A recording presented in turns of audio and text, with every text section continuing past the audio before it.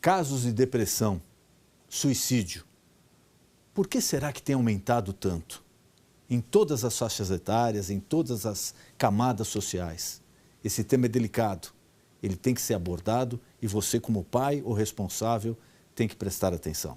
Daqui a pouquinho nós vamos falar sobre isso, no Ponto de Equilíbrio.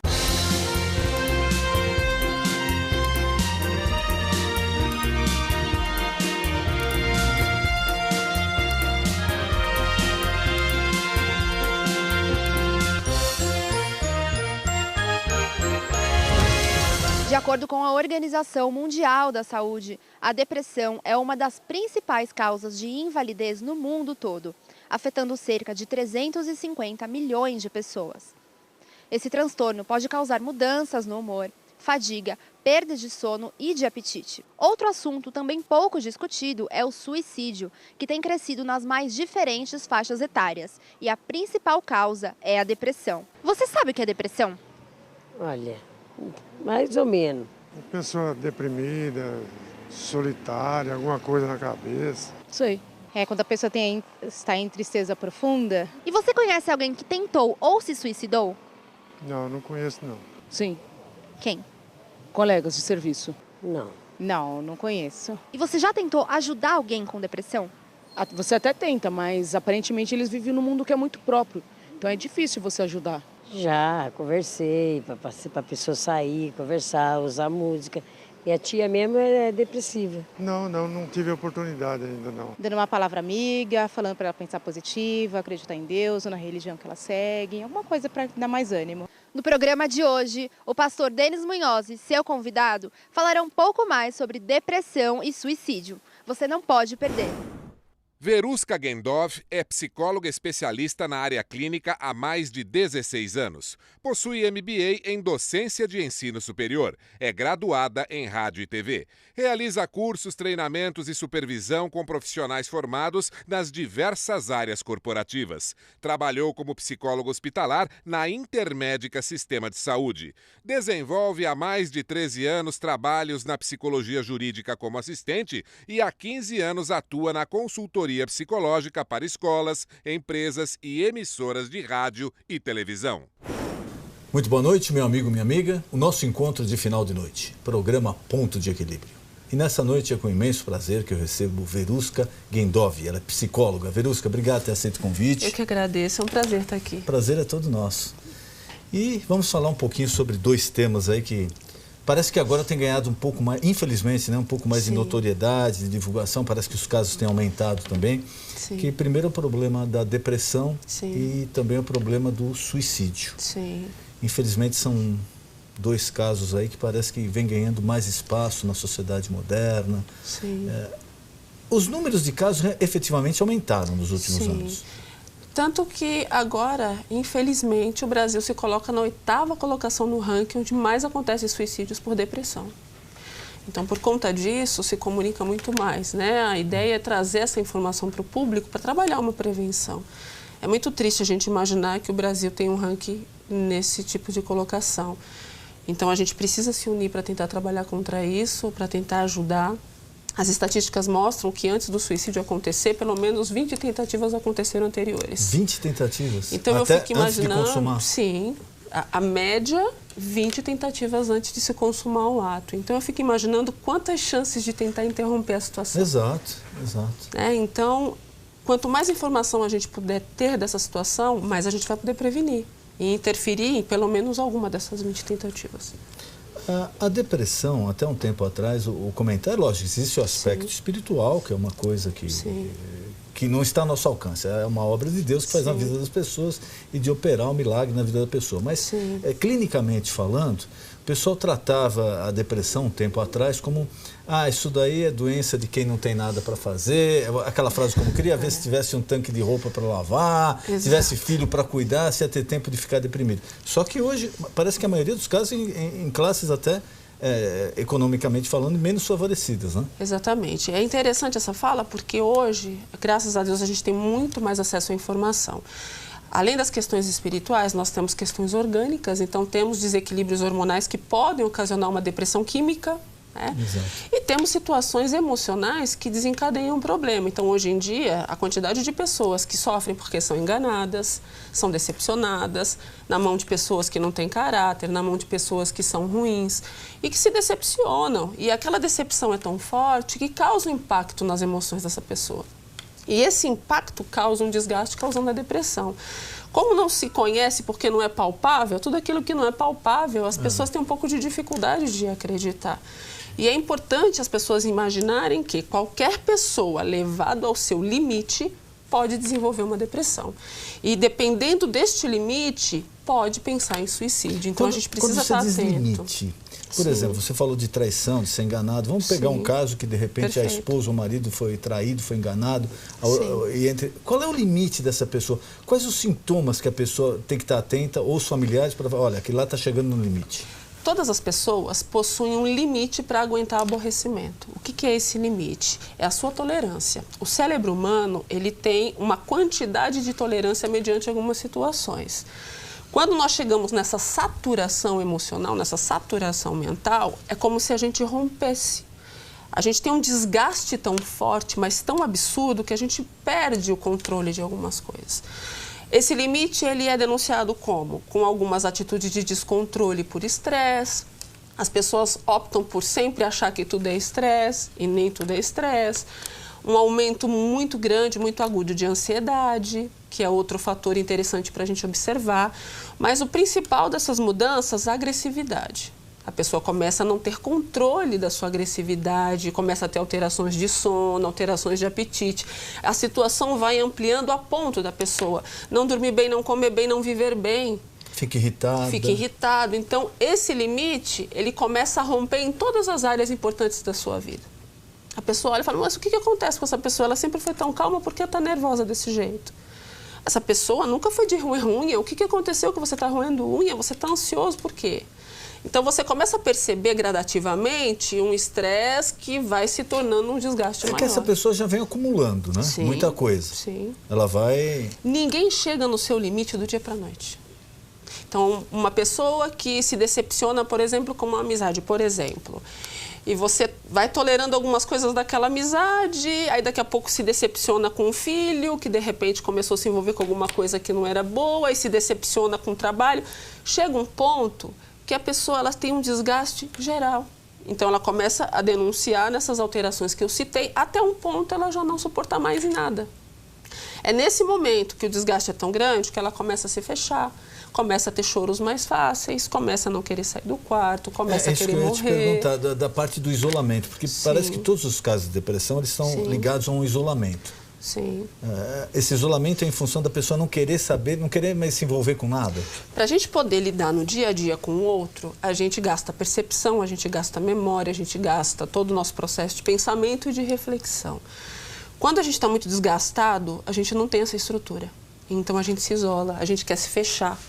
A gente não tem disposição emocional e nem física de ter mais nenhum tipo de troca social. Porque emocionalmente essa estrutura foi embora. Então é nesse momento que eu diria que é o maior sinal, o isolamento. Uma pessoa que sempre foi comunicativa, sempre teve uma representatividade e agora se isola, alguma coisa de estranho no mínimo está acontecendo. Por mais que a pessoa não se eleve a ponto de pensar em suicídio, só o fato da depressão ser existente já é um perigo. Porque a depressão mata também. Não só por suicídio. A pessoa vai morrendo internamente. Ela perde a vontade de fazer as coisas. Ela perde a vontade de viver. Né? Ela perde totalmente a felicidade de sua vida. É como se todos os motivos passassem a não ter mais importância. Então, é nesse momento que o gasto mental dessa pessoa é tão forte que ela não consegue lidar com as próprias questões. Então, ela se fecha e não tem mais sentido nada. Você pode falar o que falar, ela não sente nenhuma daquelas coisas mais, parece que não faz parte mais dela. Então, se a gente pode perceber tudo no início, como qualquer outro tipo de processo de doença, é mais fácil.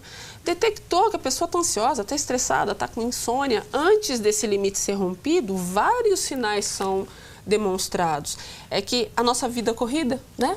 Às vezes passa desapercebido. Passa desapercebido. As pessoas hoje têm um número de atividades muito grande, né?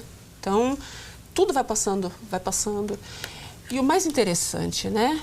A taxa, se a gente pensar de idade, né, uma faixa etária cronológica aí pensando, jovens de 15 a 30 anos, que são os processos onde nós encontramos, inclusive, maior incidência de suicídio.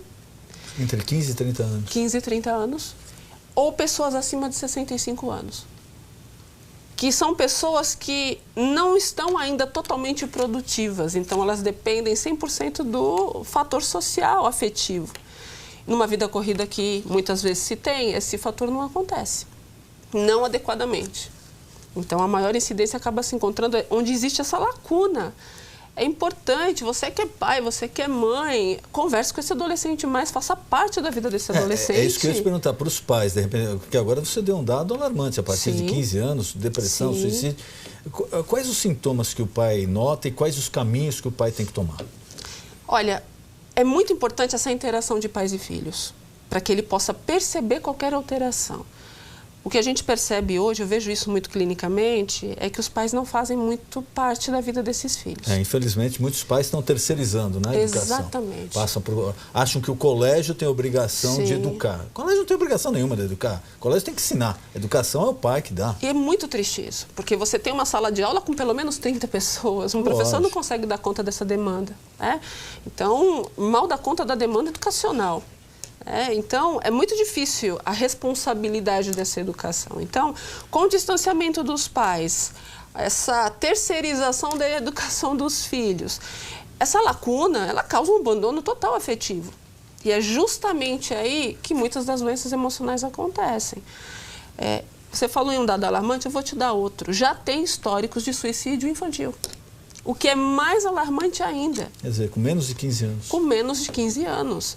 Aí você pensa, mas como assim? Uma criança planejar tirar sua vida? Gente, infelizmente, já temos dados sobre isso.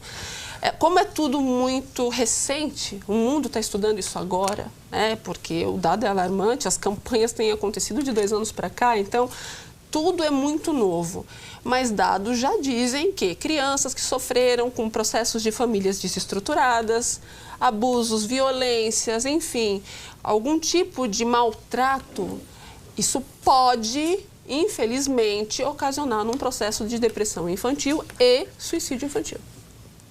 Realmente o pai tem que estar muito atento. Sim. Então, a conversa é o melhor caminho, a interação, saber o que está acontecendo na vida dele, saber o que pode mudar, o que o pai pode ajudar. Sim, quanto mais esse pai conversa com esse filho, pelo menos um tempo de qualidade com esse filho. Ninguém aqui, lógico, tem a pretensão de pedir para as pessoas pararem de trabalhar, até porque não é esse o propósito. Mas saber dividir melhor seu tempo. Por que o WhatsApp e o Facebook têm mais importância que um filho? Isso daí eu chego a lançar vários desafios, né? Olha, se o adolescente passasse, não o tempo que ele passa em rede social, se ele passasse 1/3 do tempo que ele passa em rede social conversando com os pais, eu acho que tudo ficaria mais fácil. E também os pais, né? Sim, a qualidade. A qualidade de tempo, muito maior do que a quantidade de tempo. Se você não pode passar quantidade de tempo com seu filho, que passe pelo menos qualidade de tempo com seu filho. Qual foi a última vez que você pegou seu filho e teve um dia com ele? Fazendo qualquer coisa. Não importa se é esporte, se é qualquer outra coisa. É importante esse movimento. A amizade, você conhece os amigos do seu filho? Ou será que ele está sofrendo bullying e você nem imagina? Isso pode ser um caminho para a depressão. Sim. A depressão hoje, ela é quase 36% responsável pelos casos de suicídio. Muito mais até do que 22% que são ocasionados por uso de droga. Que é outra questão que acontece porque não se tem um acompanhamento, às vezes, desses pais. Eu entendo e repito aqui, o objetivo não é culpar você que é pai, você que é mãe. Eu sei o quanto os pais batalham para cuidar de seus filhos e que trabalham muito para poder dar as coisas, né, que os filhos precisam e até coisas com qualidade. A gente vê hoje jovens com celulares caros, tênis caros, roupas de marca. Eu sei que tudo isso é pelo amor que os pais têm a esses filhos. Mas nada supera o contato, Mas nada conversa, supera o amor dos filhos a respeito da convivência, de ter aquela palavra, aquele ensinamento, aquela conversa muito importante para eles. Um abraço. Exato, saber, né, da vida do filho. Sim. Esse é um fenômeno brasileiro ou mundial? Não, mundial, infelizmente, é uma morte a cada 40 segundos. 40 segundos no mundo. 40 segundos no mundo. E nessa quantia toda, o Brasil se encontra em 8º lugar de 194 países da Organização Mundial de Saúde.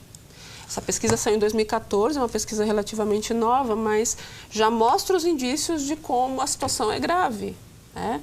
Então, o que cada um dos países tem feito é tentando buscar fazer meio que uma autópsia psicológica, que inclusive é um termo muito utilizado hoje aqui no Brasil também, buscando o que aconteceu com as famílias que perderam os seus entes por suicídio.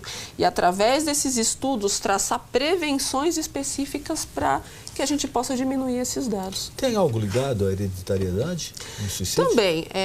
Infelizmente, quando você tem um histórico familiar de problemas psiquiátricos ou problemas psicológicos e histórico de suicídio, tem um aumento da incidência.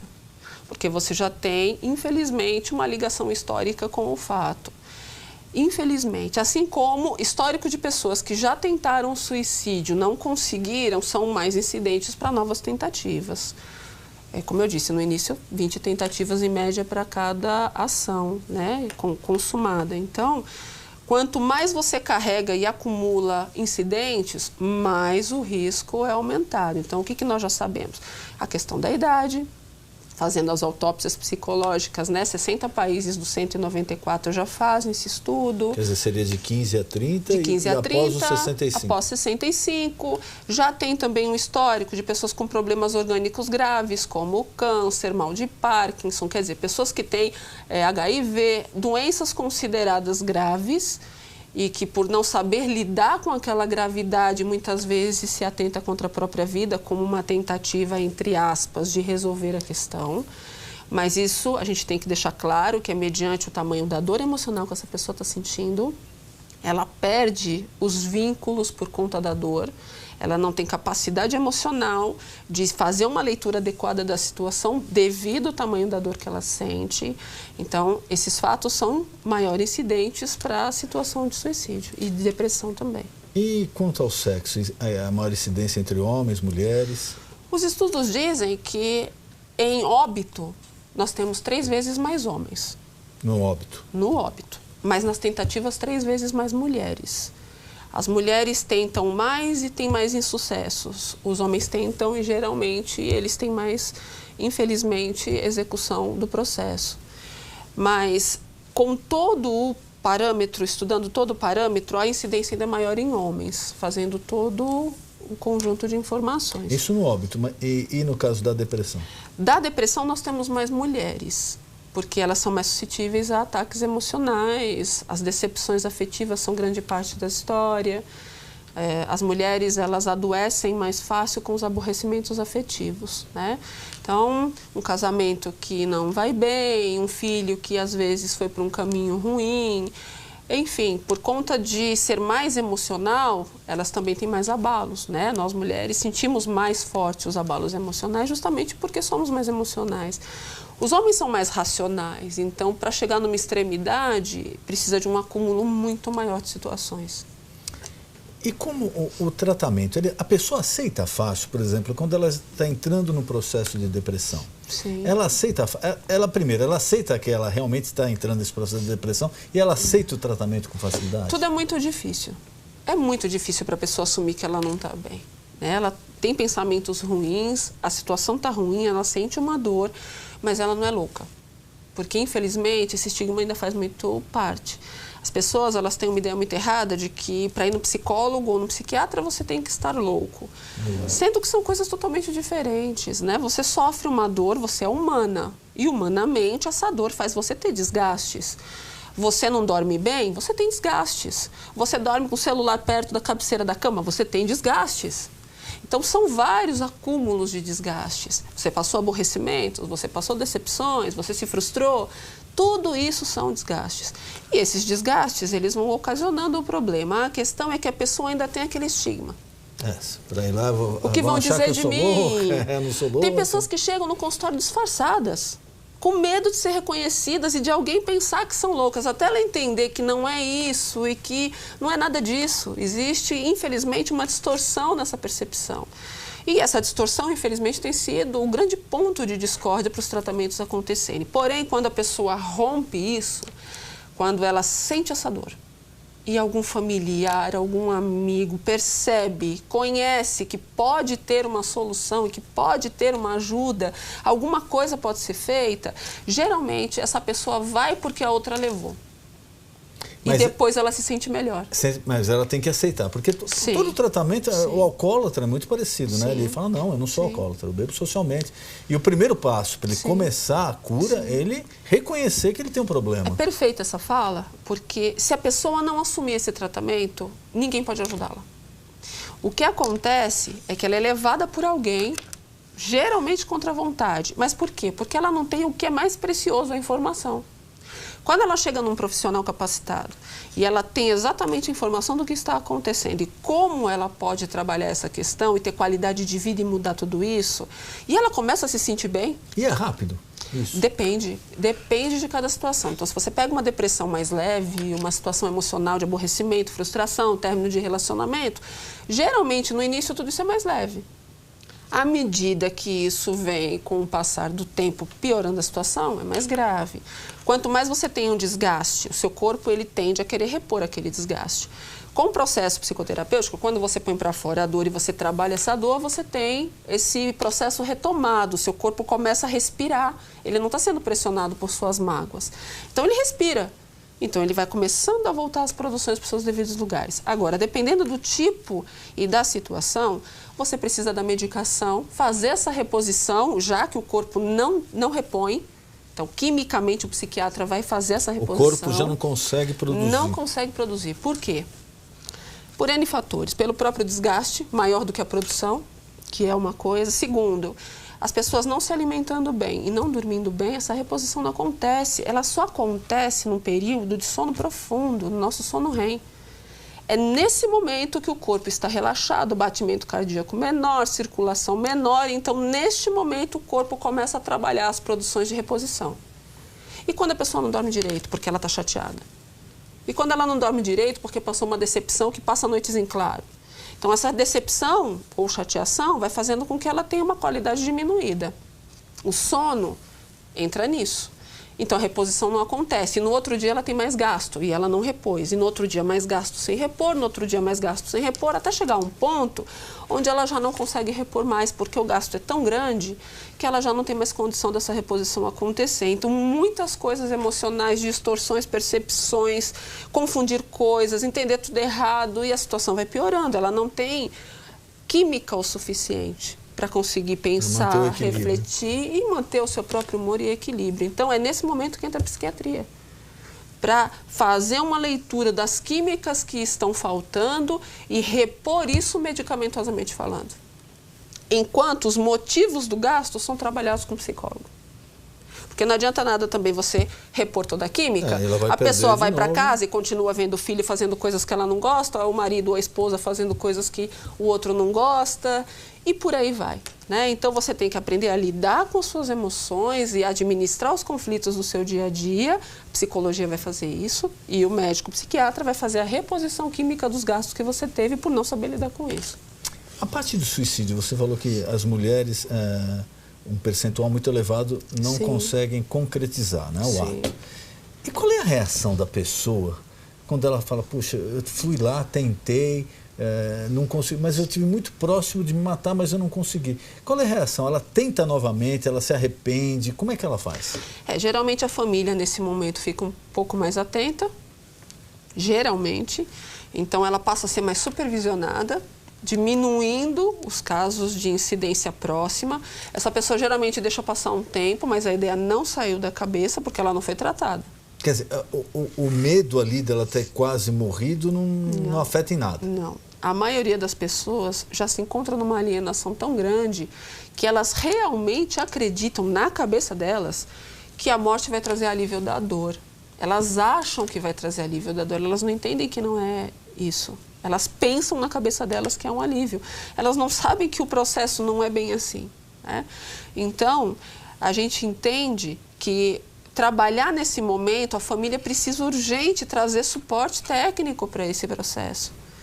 Quer dizer, já deveria ter trazido choque antes. Para a família, né? De repente você saber que um ente querido ali quase morreu, tentou se matar, não conseguiu. Sim. Às vezes, é porque os hospitais têm protocolos específicos para esses casos, né? Então, geralmente, são mais sedados, são pessoas que, né, vão ter um trato diferenciado por uma questão de protocolo. Porque senão eles tentam de novo dentro do próprio hospital. Então, geralmente, as medicações cedam um pouco mais para tentar dar, né, uma sossegada na ansiedade nesse próprio processo. Quando o hospital tem um psiquiatra presente, geralmente já faz esse direcionamento. Quando tem psicólogo hospitalar, faz esse direcionamento. Mas nem sempre essa estrutura está no pronto atendimento, depende muito dos hospitais. Mas o que eu diria para a família, se ela não percebeu no processo anterior à primeira tentativa, que pelo menos quando existe a tentativa e essa pessoa foi salva, que a família se posicione, já que essa pessoa não tem condição emocional de se cuidar sozinha. Porque ela está com uma dor, ela sente uma dor muito forte. O potencial dela tentar de novo é grande. 20-1. Né? Então, que a família interfira. Quando você tem uma pessoa na família que não tem condição emocional para poder cuidar dela própria, por uma condição médica geral ou psicológica geral, a família tem que intervir. Não tem o que se fazer, a família precisa intervir, antes que seja tarde demais. E é nesse momento que, talvez no primeiro momento vá contra a vontade, mas entendendo o processo, a maioria se entrega para o tratamento, porque sente alívio. E é justamente o que a pessoa queria. Ela não queria morrer. Ela queria se livrar do que ela estava sentindo. E é isso que tem que ficar muito claro. Ninguém que tenta suicídio quer morrer.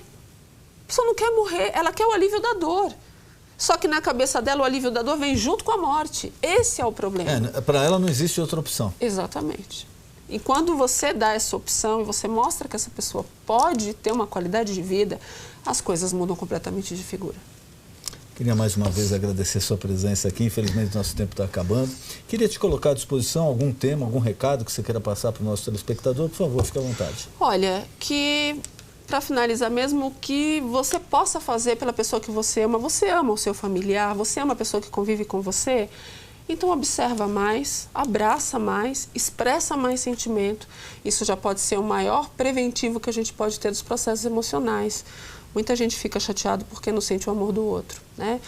E para você que quiser conhecer um pouco mais dos problemas emocionais, eu tenho um canal no YouTube, por favor, que o objetivo é tentar ajudar as pessoas a se orientar. Então, tenho todos os temas afetivos, relacional, profissional, questões, né, de doenças emocionais, enfim.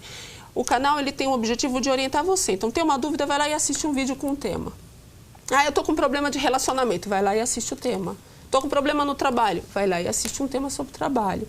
Só as orientações são breves, são orientações objetivas, mas que vai direto sobre a questão do que está acontecendo. Então é fácil, você entra no YouTube, coloca a doutora Verusca que você já acha o canal, ou coloca no Google Verusca Psicóloga que você acha o canal e acompanha os vídeos. Eu acredito que informação pode ajudar bastante a resolver muitos dos problemas.